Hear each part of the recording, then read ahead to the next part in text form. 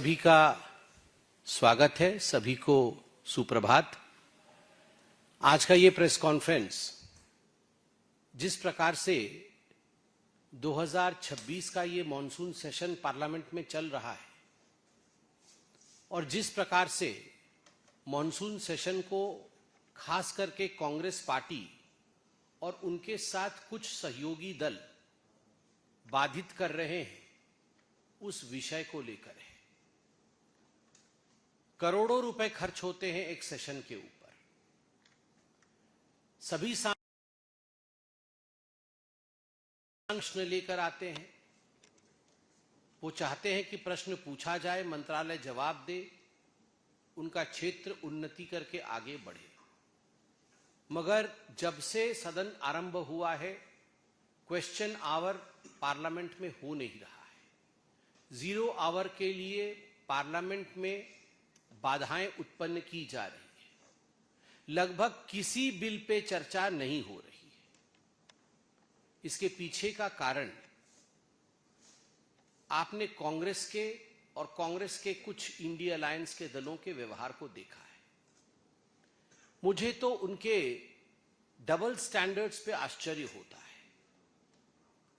कल हमने दोपहर में टीवी में देखा कि मल्लिकार्जुन खड़गे जो राष्ट्रीय अध्यक्ष हैं कांग्रेस पार्टी के, उनके बेटे प्रियंक खड़गे जी ने कर्नाटक में हुए पेपर लीक के ऊपर पुलिस कांस्टेबल भर्ती, उसमें जो घोटाला हुआ, उसमें जो अनियमितताएं हुई हैं, गड़बड़ियां हुई हैं, उसको लेकर जब छात्रों ने आंदोलन किया और मीडिया के बंधुओं ने प्रियंक खड़गे जी से पूछा कि क्या आप इसकी जिम्मेदारी लेंगे, क्योंकि आप गृह मंत्री हैं और आपके अंतर्गत ये सब कुछ हो रहा है, तो बड़े अहंकार से प्रियंक खड़गे जी ने कहा कि ठीक है, पहले छात्रों को 25 दिन उपवास करने दो, 25 दिन का हंगर स्ट्राइक करने दो, फिर हम लाठीचार्ज करेंगे और उसके बाद मैं अपने रेजिग्नेशन के विषय में चिंता करूंगा। और इस पर अभी तक राहुल गांधी जी की चुप्पी है और मैं दावे के साथ कहना चाहूंगा कि आज भी वो पार्लियामेंट शायद चलने नहीं देंगे। मगर यह जो डबल स्टैंडर्ड्स है कांग्रेस पार्टी का, मल्लिकार्जुन खड़गे जी राज्यसभा में खड़े होकर उन्होंने घंटों भाषण दिया। अच्छी बात है, कम से कम चर्चा तो हुई। मगर जब उसी विषय पे जब उनके सुपुत्र कर्नाटक में इस प्रकार का बयान देते हैं जो कि इनसेंसिटिव है, अमानवीय है, उस पर मल्लिकार्जुन खड़गे जी और कांग्रेस पार्टी, राहुल जी पूरी तरह से चुप है।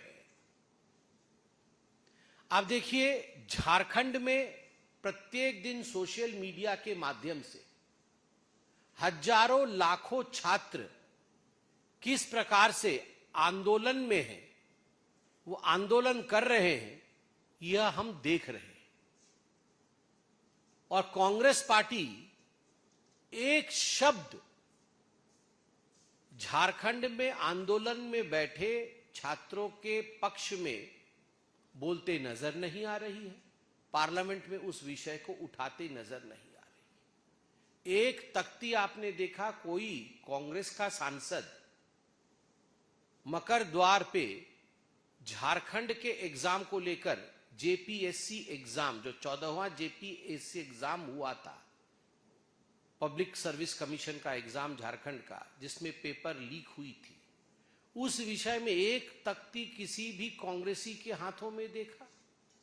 किसी ने नहीं देखा, क्योंकि ये सिलेक्टिव आउटरीच है और इसके पीछे केवल राजनीतिक रोटी सेकने की चेष्टा कांग्रेस पार्टी की।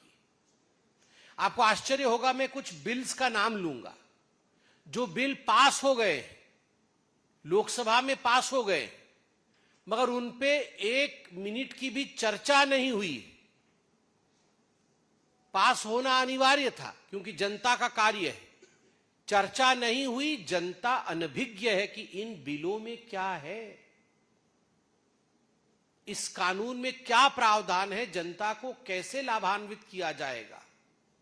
कल ही मैं सदन में मौजूद था, वोटिंग होके पास हुआ the supreme court number of जजेस अमेंडमेंट बिल 2026। सुप्रीम कोर्ट के नंबर ऑफ जजेस को लेकर जो केस पेंडेंसी इत्यादि है उसे कैसे समाप्त की जाए, ये इतना बड़ा रिफॉर्म देश लेके आ रही है, उससे कोई सरोकार नहीं है कांग्रेस पार्टी को और अपोजिशन को। और हम सब, भूल जाइए कि मैं प्रवक्ता हूं भारतीय जनता पार्टी का, मगर हिंदुस्तानी तो हूं। हम सबको यह सोचना चाहिए कि आखिरकार इतने बड़े मसले पर हिंदुस्तान में वार्ता जानी चाहिए कि नहीं, लोगों को यह विषय पता होना चाहिए कि नहीं। Registration of birth and death amendment bill 2026, कितने दिनों के अंदर बर्थ और डेथ रजिस्ट्रेशन होना चाहिए, अगर नहीं होगा तो उसका परिणाम क्या होगा। जन्म और मृत्यु ये निरंतर प्रोसेस है जो देश में और विश्व में चलता रहता है। उसको लेकर नागरिक अपने अधिकारों को किस प्रकार वो प्रयोग करें, क्या नया कानून आया, एक मिनट की भी चर्चा नहीं होने दी कांग्रेस पार्टी और उनके अनुयायी दलों ने। क्या संदेश जा रहा है देश में? क्या यह विषय गंभीर है या नहीं? कल निर्मला जी मौजूद थी, मेरे सामने ही चर्चा चल रही थी, उन्होंने इंट्रोड्यूस किया the bankers book evidence bill 2026। ये कितना बड़ा रिफॉर्म है। सभी का सरोकार बैंकिंग से है, मगर बैंकिंग से सरोकार रखने वाले भारत की जनता को the banker books reform bill के बारे में कोई चर्चा सुनने को नहीं मिलती है, क्योंकि वहां हुड़दंग मचा हुआ है। और हुड़दंग भी कैसा, अगर हुड़दंग के पीछे सबके तरीके होते हैं। ऐसा नहीं है कि हम ऑपोजिशन में नहीं थे, हम ऑपोजिशन में थे। हमने भी ऑपोजिशन के नाते जो अपना दायित्व था उसका निर्वहन किया, मगर ऑपोजिशन के नाते पूरे देश के साधु संतों का अपमान करना, साधु के वेश में आना, साधु को चोर दिखाना। श्रावण के महीने में जब हजारों लाखों लोग कावड़ यात्रा में निकले हुए हैं, वैसे में आप साधुओं को चोर के रूप में दिखाना, साधुओं को घसीट घसीट के लेते हुए आप जा रहे हैं, वह भी देश के सबसे बड़े लोकतांत्रिक मंदिर के प्रांगण में। एक साधु को घसीटना, साधु को मारने की कोशिश करना, ये गांव गांव तक क्या खबर पहुंचाती है? कहीं ना कहीं ये अंतर मन के अंदर गांव में ये खबर पहुंचाती है कि सारे साधु चोर हैं। जो ऐसे कपड़े पहनते हैं वो चोर हैं, जो चंदन और टीका लगाते हैं, जो त्रिपुंड लगाते हैं वो चोर हैं। चोरों को पकड़ो और उन्हें पीटो।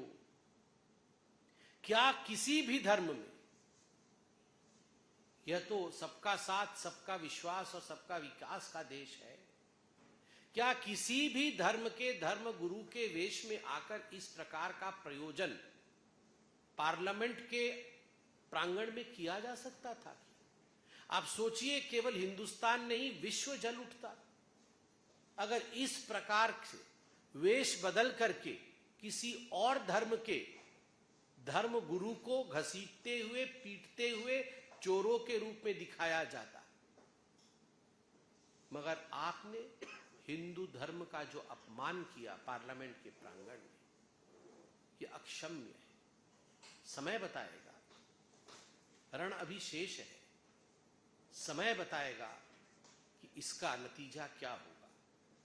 मैं सिर्फ आज इतना ही कहना चाहता हूं, चाहे मल्लिकार्जुन खड़गे के अहंकार के बोल हो, चाहे झारखंड के छात्रों की अनसुनी आवाज हो और उसको सिलेक्टिव रूप से ऑपोजिशन उठा रही हो, चाहे बिल्स पे कोई डिस्कशन नहीं होना, पार्लियामेंट में करोड़ों रुपए खर्च होने के बावजूद पार्लियामेंट को बंद रखना, या साधु संतों का अपमान हो, ये कहीं न कहीं हिंदुस्तान की वो दास्तां है जो सारे जनरेशन्स के लोग देख रहे हैं और सोच रहे हैं। और मैं आज बहुत विनम्रता के साथ कहता हूं, इसे गंभीरता से सोचिएगा और गंभीरता से इस पर विचार करिए।